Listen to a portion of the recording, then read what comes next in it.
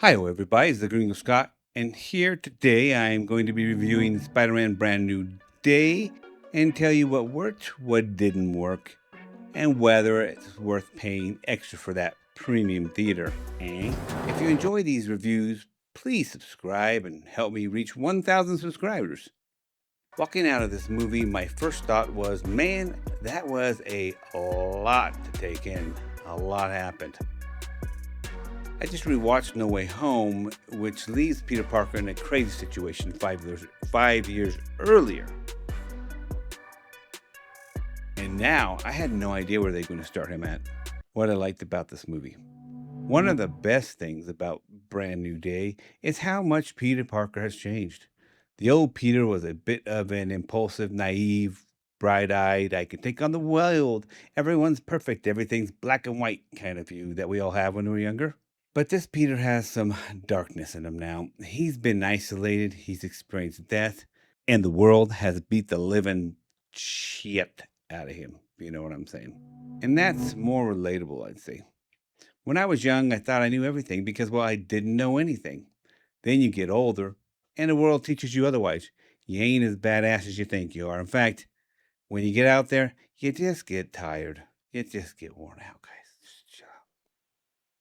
Another thing I liked about this movie, well, was the action management. What I mean by action management, I mean that a lot of times Marvel movies can go crazy and constant fighting scenes, super long scenes. One of the movies, the Avenger movies, was just when, oh, well, they did in general, went really far. And eventually I'm getting pulled out because I'm watching a giant cartoon battle. That's what I'm watching. Like, give us some breathing room. Let me appreciate the calm before you ramp it up. Brand New Day doesn't do that as much, thank goodness. What they do is they have the little sub fight, boss fight, and then there's like a null, like a calm, and they're trying to figure out who the main boss is, what's the main threat.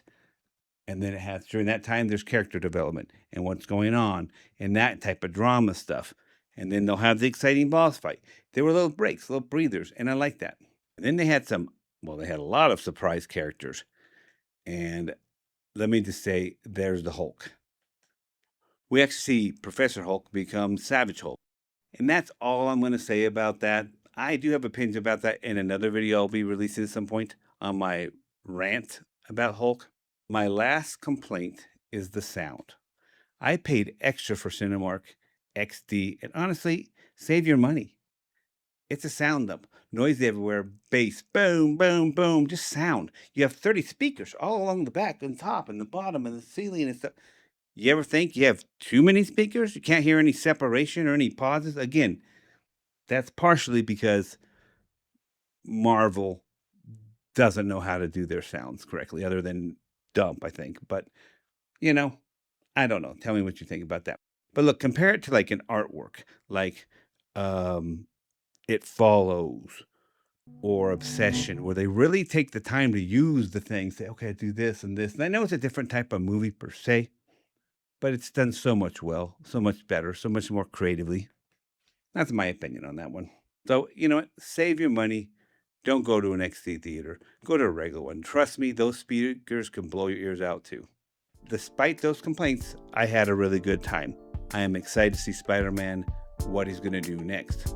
Something to do with something. I don't want to ruin it for you.